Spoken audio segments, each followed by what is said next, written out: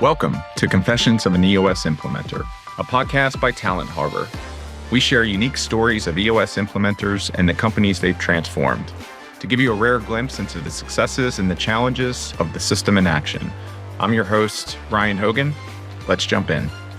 Hey, on the show today, we've got Carson Clark, and the directions that this conversation went was just simply incredible. We talked about roll-up strategies and roll-up strategies as it relates to the dental industry, and how EOS can be applied across multiple dentist practices, and Carson's life through discovering where his true passion was and his navigation through understanding that time is the most valuable asset, and that's what he valued the most. Therefore, letting that drive a lot of his professional decisions. I had a blast talking to Carson. Hopefully you've got a blast listening to our conversation. And coming up next, enjoy. One of the things that I did want to talk about today was really about kind of your professional background and professional journey, because you've gone from like a huge company, and it reminds me a lot of like I guess I still am in the Navy, but like I'm in the Navy and it's this monolithic organization where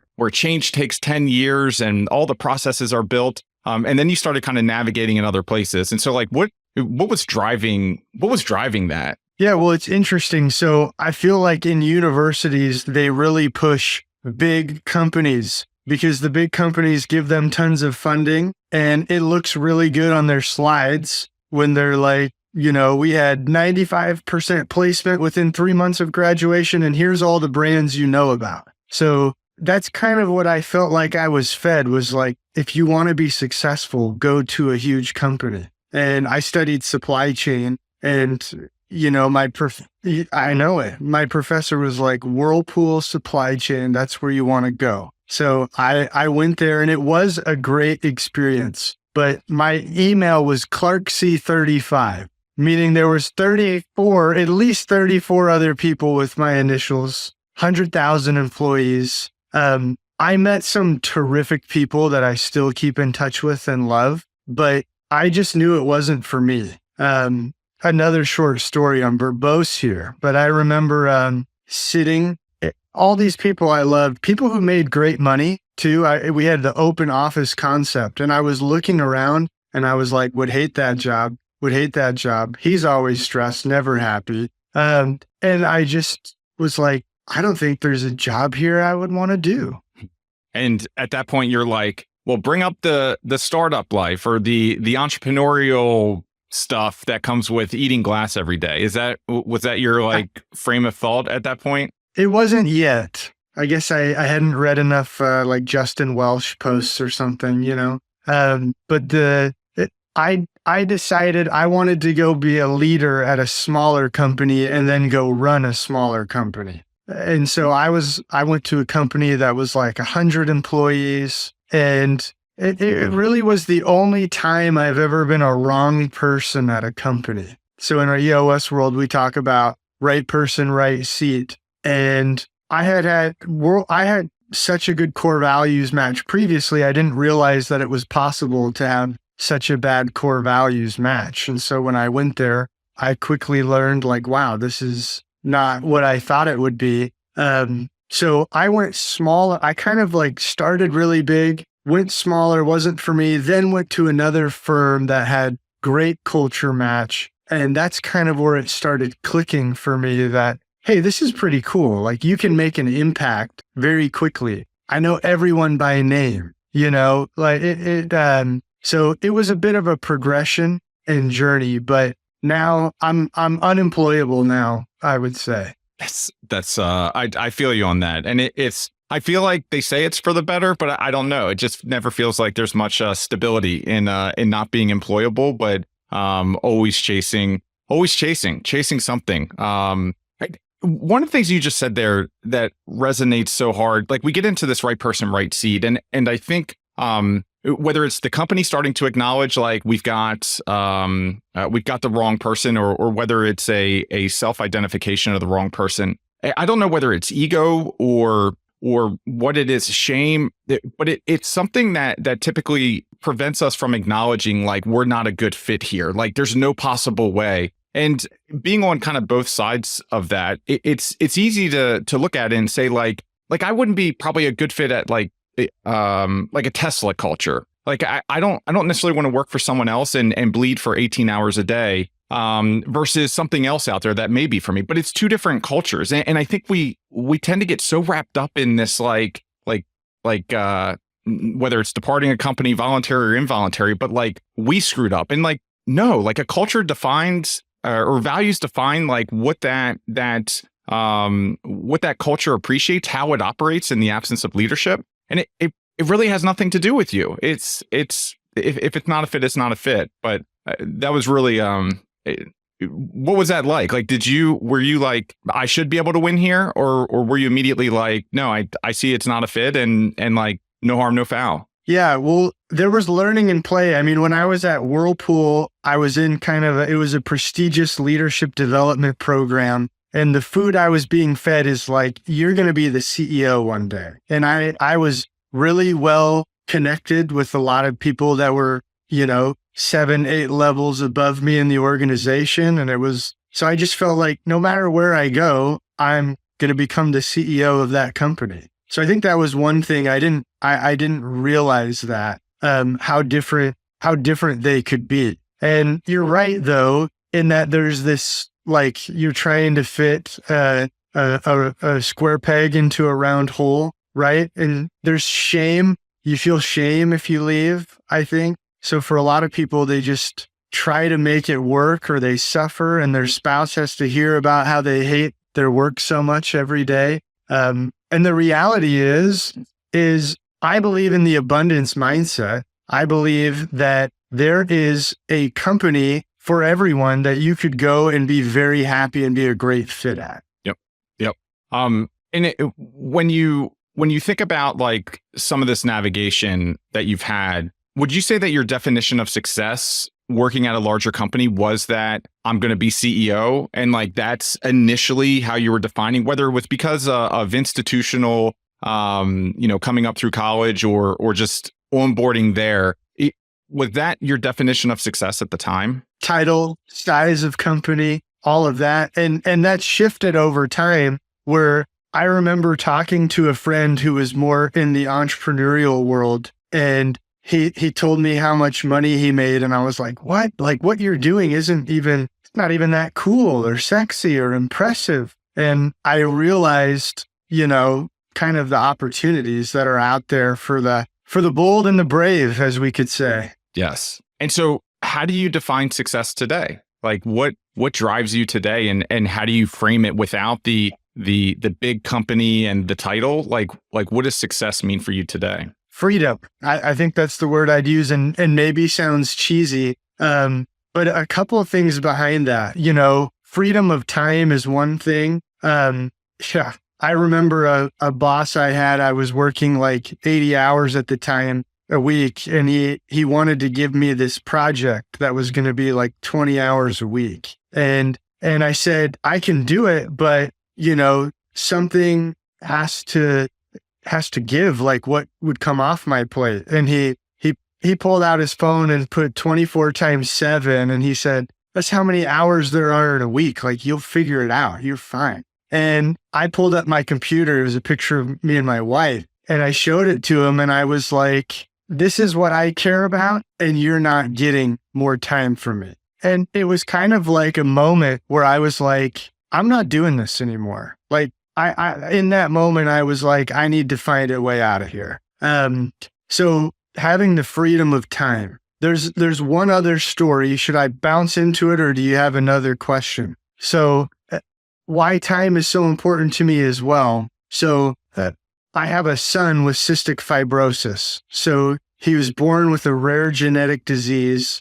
When he was born, it was very traumatic. Like within a few hours, he had to go in an ambulance to another hospital. My wife went in a separate ambulance to that hospital. And then I was like getting all the stuff, getting our car and racing down, where he was going to have surgery. We didn't know what was happening. And the company that I was at that time was where I was a wrong fit. And they were like, hey, where are you? Like, are you committed to this thing or not? because I wasn't at work for a few weeks. And I was figuring out that, hey, my son has this really rare genetic disease with low life expectancy. And they just were not understanding of that at all. And for me, my son, I have another one now, but my son Shepherd is a big reason why I have to own my calendar. And when you think about your priorities, kind of going through that, like it sounded like you were kind of already on that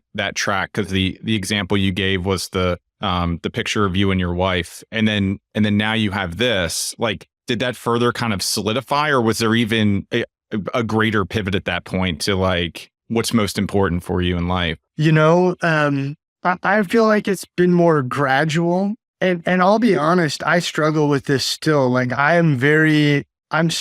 although I am very family motivated, I'm also very ambitious, and I want to make really good money. And some of that is motivated by my family, and some of that is like, I just want to be my best. So I don't think they have to be mutually exclusive. I'm always learning how to do it better, right? But having kids has absolutely changed, and being married, I don't want to live at the office anymore. I want to have a full life and experience the full range of emotions and life experiences, not just a lot of work. Got it. So once you discovered you were not a fit for that organization, you moved on, and where did you go after that? Yeah, so that's when I went and I was running a group of dental practices. I met a gentleman who's like, hey, we're looking for someone who is really good in operations.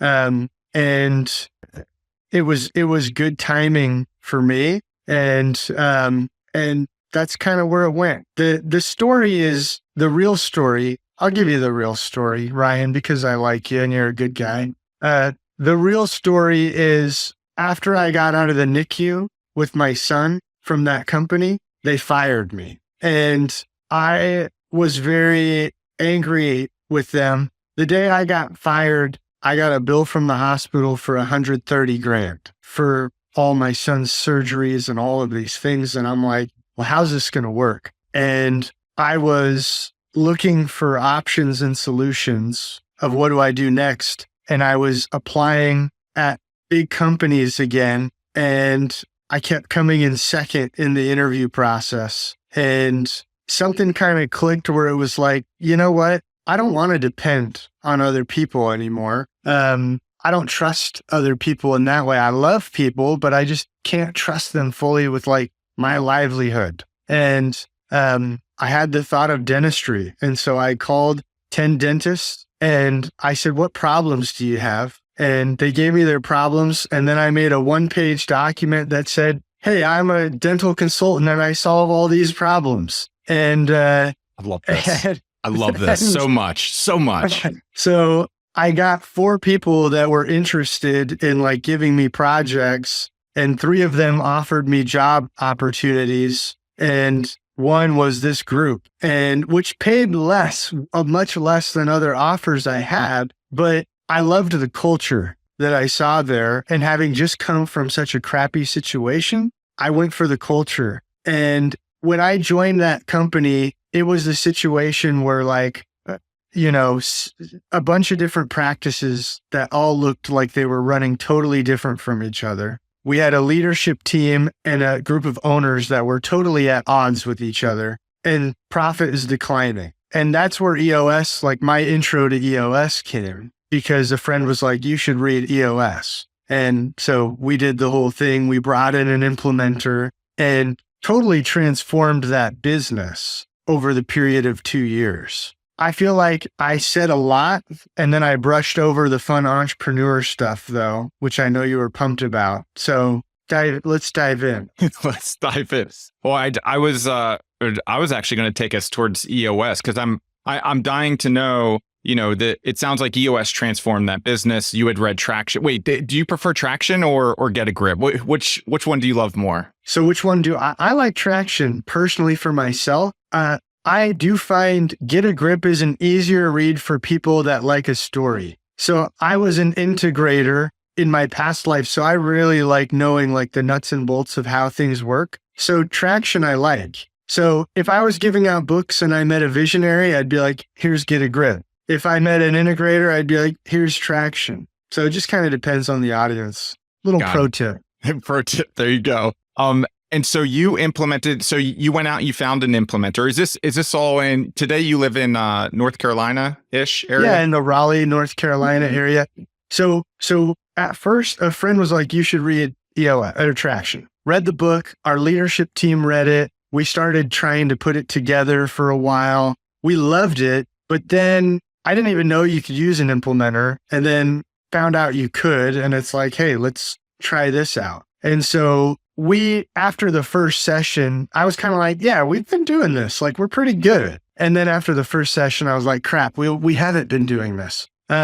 So it just was really transformative for the business. And we addressed some situations that had kind of been swept under the rug for a long time. And we really repaired relationships that hadn't been in a good place. And over the time period, we increased our profit 55% on EOS. So like, I believe I've got it on my shirt, this side, I guess. Like, I love EOS. EOS made me so much more confident as a leader. It made me feel like I know what to do. Like, it connected on deep levels with me, just experiencing it as a customer of it. And how many different dental practices were there? So there were 7 dental practices of the group I was running. We did sell to a larger group that had 40 practices across North and South Carolina. Lots of them running on EOS. And it's amazing how you could see that. And yeah, we partnered with them. I took over 20 of the practices that I was running across North and South Carolina. And they're a great group and growing quickly. And honestly, I love them. I keep in touch with a lot of the people there. But again, it was kind of like, hey, this is just going to turn into a large company. Even though I love the people here, like, I found out I'm an entrepreneur and I can't go back. So that's kind of when I made the jump of, I'm just going to start my own thing. I'm loving EOS. I feel like that's all I'm teaching people to improve their practices is EOS. Like, let's just make it official, like a referee with a whistle, and jump in. And when you think about, because it's fascinating, when I think about EOS, I've never thought about, I think about roll-up strategies all the time, by the way. In dental, I've got a list of probably at least 50 different businesses where I'm like, this is a roll-up strategy. Dental's on there, but I know it's a used strategy already. But I've never thought about like acquiring companies, and I'm not saying there's a big difference between different dental practices, but to me, I had never put EOS in the context of being able to run several different, let's call them franchises. Just I know they're not franchises, but let's just think about them that way for a second, like running multiple. And so, like, how did you do that? Was it setting like standard language and common operating principles, and then just kind of rolling out that framework for each practice? So it's a great question. Say it one more time, because I want to make sure I address all of it. Yeah. So like the struggle that I see is like, you would have a lot of people trying to operate independently. And when I think about, like, let's say you have a whole bunch of well, Burger King's would be a bad example, but generally when you think about dental practices, a lot of that revolves around the actual dentists themselves. And so usually their names are right at the top, and they've got a few of them. But like, how do you take EOS and translate that into like several different kind of brick and mortar disparate things? Was this just about providing a framework and common language for all of these individual dental practices? Or was this really kind of seeing this more holistically, and there's a gigantic, not gigantic, but a leadership team over top that's rolling it out? Yeah. So that's what most people are doing. It's called a DSO, a dental service organization. And so basically dentists are like, hey, I love being a dentist, but I hate being a business owner. I hate hiring and doing all of that. I hate doing all my finances and, doing all my IT stuff. Can you just do that for me? That's what these DSOs are doing at the dental roll-ups. And so, you'll have a leadership team that's more of like the headquarters central management team that's doing all of these services for all of these different locations. So that's like where it's slam dunk, super easy to apply EOS. Where it can be more challenging is if you have all of these separate locations and it's the shared by all part of the vision basically, and the accountability chart. Like, do you have people operating in that way? And I'll tell you that some dental groups nail this and are exceptional and they're large doing this, and others can't operate in that way. So it really takes a commitment to the owner-employee rules of the game, right? Just because you're an owner doesn't mean you're on the leadership team. So it's all about that accountability chart, making sure you've nailed that. And it's all about, can you have one shared vision, and can everyone buy into that? You just nailed it, because I was coming back to this accountability chart. Like, that's where my brain gets stuck. So when you think about the accountability chart, one of the reasons I'm asking is because I'm definitely going down the roll-up path eventually. I don't think it's going to be dental practices, but this is actually some good I'll give you the playbook if it is. That's huge. All right, we'll connect after the show, and I will. We'll talk more about that. But like, where do they fall on the accountability chart? So is there, when you think about dentists, did you have like a dentist's core function area, or maybe you called it operations, and then they were all underneath that, and there was kind of like one representation for them? So how did you account for the actual dentist? This is the question. This is the $17 million question, honestly.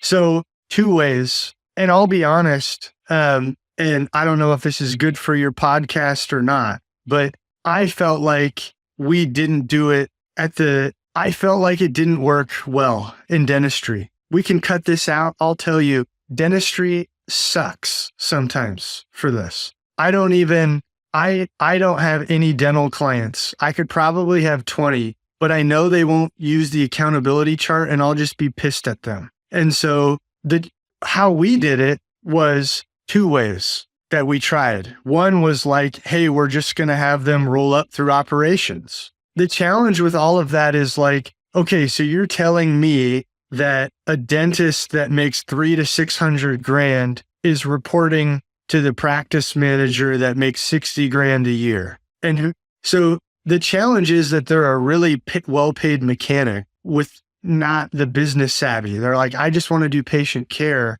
I don't care about any of the money stuff. And then you have the people making $60,000 a year who are like, we really care about the money stuff. And there's this imbalance. And then you layer in the DSO management team, and the dentists are like, well, we hate them because they only care about the money and we only care about the patient care. So medical services are difficult culturally because of this. And we had them roll up through operations, and then we created a seat that was a dentist, and it was just like, clinical practice or something. It was a owner dentist who was a leader in the organization. It was valuable having him in that seat. And then the dentist reported through there. So long answer to your short question. No, it's brilliant, because that's where my head was. Like, the only way I could see that coming together was like, you had a head dentist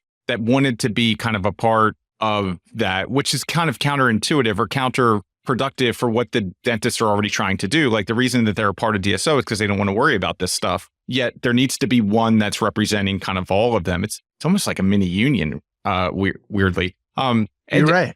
So how do you? Gosh, this is incredible. Like, how do you make sure that you set the right core values in which the 6 or 7 practices are all going to adopt? Like, do you bring them, like, when you're going through your VTO? And again, like, this is probably a very imperfect process. If there's one thing that I've discovered throughout EOS over the last probably 7-8 years, is like, you're constantly learning each day, and like, there's different things that you got to try and test, and sometimes it works, sometimes it doesn't. But but how do you ensure that the culture that you're building at the DSO level is something that all of the practices want to be a part of and want to buy into? Yeah, I mean, another $17 million question. I think the biggest part, I mean, one is there needs to be a natural core values match between the DSO and the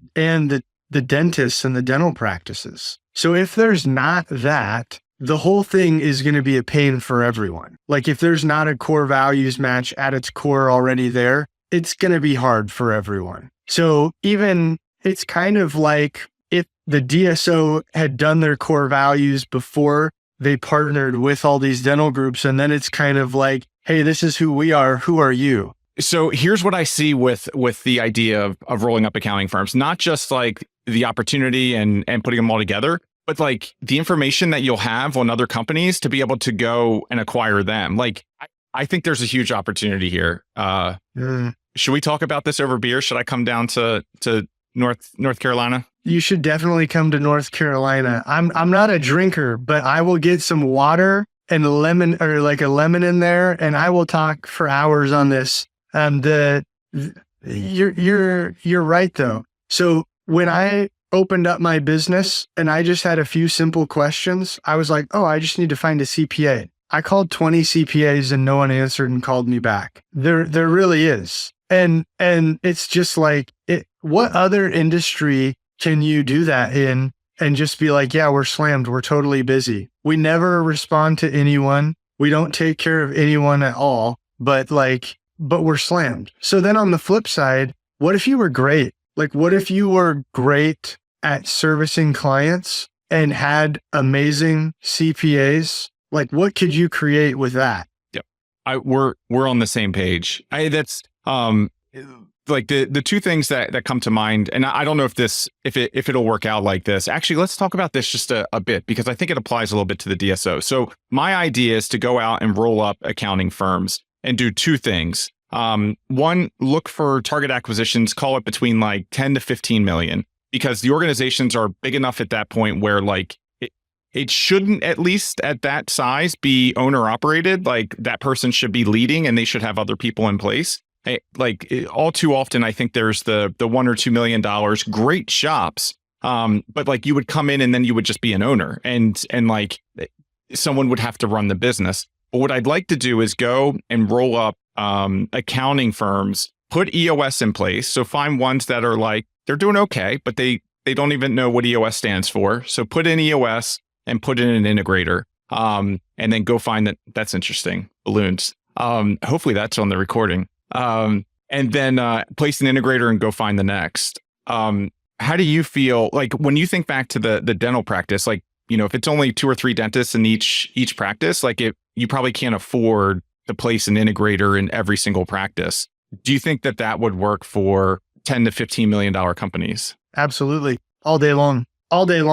And the reason, I mean, a couple. One is accountants are really risk averse, turns out. And so and there's this huge number of CPAs who are retiring and not as many coming in, and they're really risk averse and not entrepreneurial. So honestly, even just for the fact of having a company running it, doing those things better that they don't do and manage, and then having these risk averse people come in as employees, kind of like dentists are associate dentists. You're basically having associate CPAs instead of them being owners of the firm. And you're saying, hey, I have a well-oiled machine that we've figured out. Just come and I have a really safe, stable income for you and a good life. And we're going to make tax season a lot better for you than if you were doing it on your own and dying and suffering. Yeah, I love that. Like, it's almost about creating a pipeline like directly from colleges and being able to do that through the culture that you've built and some of these other things, finding fresh talent, indoctrinating them into the values of the organization. Sign me up. I'm on board for this. I'm there. Let me know when you're ready to go. One question. So you guys went from self-implementing to finding an implementer. Like what was the biggest challenge? I guess, through both phases, but like, what was the biggest just kind of like holistic EOS implementation challenge when you were doing it the first time?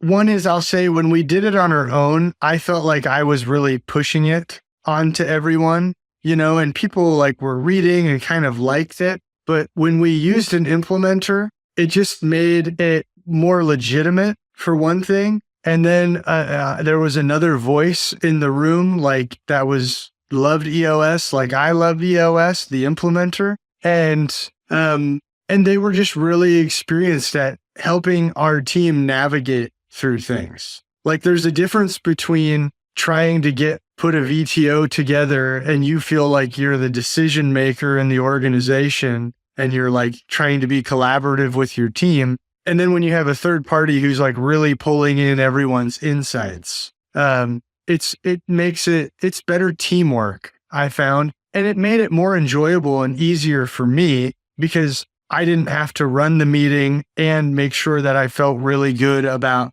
our product at the end of it. It was more like I could clue into more listening what everyone's saying. And we just got to a deeper place when we used an implementer. And our biggest things were the things I mentioned, where we just couldn't hide from the hard things anymore. We had to address them. Like EOS just shined the light, and it was like, well, are we going to live with it, change it, or kill it? Yep.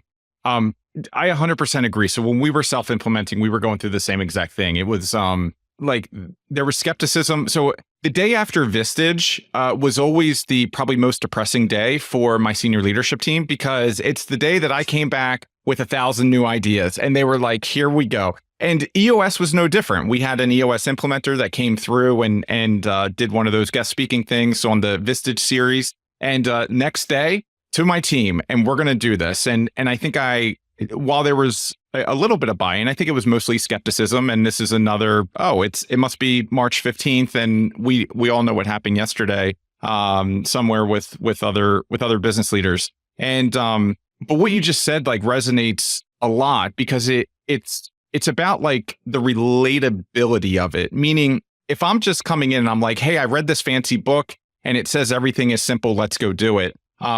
That's a lot more challenging to get the buy-in, because you need buy-in to have an effective rollout. Like everybody has to be bought in. They have to be excited, and they have to everybody has to become kind of a mini implementer, because if they're not, like, you're not going to get it all the way down the organization. And so like you need a team of 4 to 7, whatever your SLT is, of champions of this new process. And the comments that you just made about like been there, done that, like not only someone that shares in the excitement from the implementer, but also somebody that has lived it. Like if I'm coming to you and I'm like, hey, I've got a team of people and they're hesitant but optimistic. The minute that you come in and you start talking about your experiences with EOS, not your implementation experiences, not like, oh, I've got 5 clients and everything's going great, but like, no, I lived and breathed this. Like we self-implemented, we went through this, and then we went out and we got an implementer, and you know what happened? Magic. And these are all the things that happened. Like, what better way to get buy-in than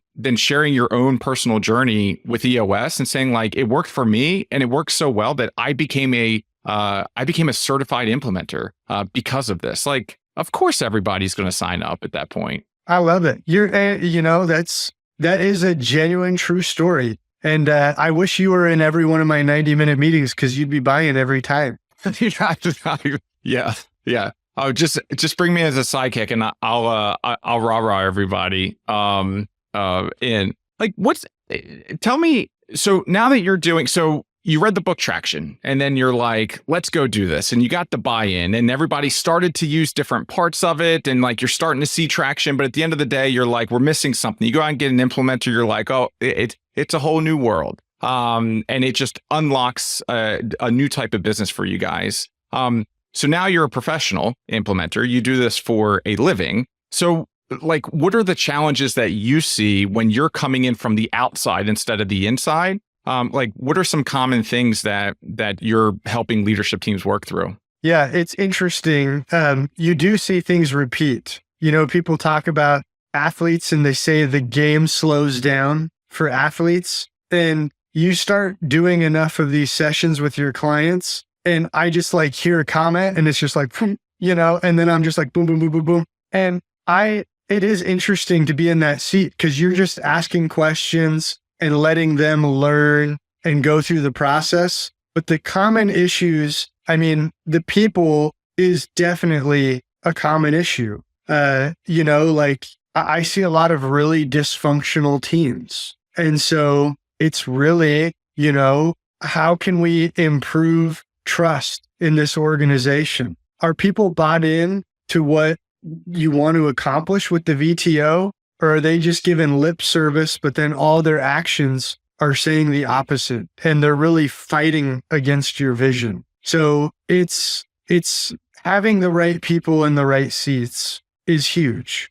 I see that problem all the time. So but problem number one, if I put them chronologically, problem number one is that the visionary and the integrator aren't working well together. That to me is the first thing I'm looking at. Any company I meet, it's what's the strength of that relationship? What's the strength of those two individuals in those two unique roles? And if there's trust there, like I have clients who have a remarkable relationship, visionary integrator relationship, they're unstoppable. Like everything is easy because that relationship is so good. From there, then it's, do they have right people in the right seats? If those two things are in place, I'm like, hey, the rest of this is going to be pretty easy.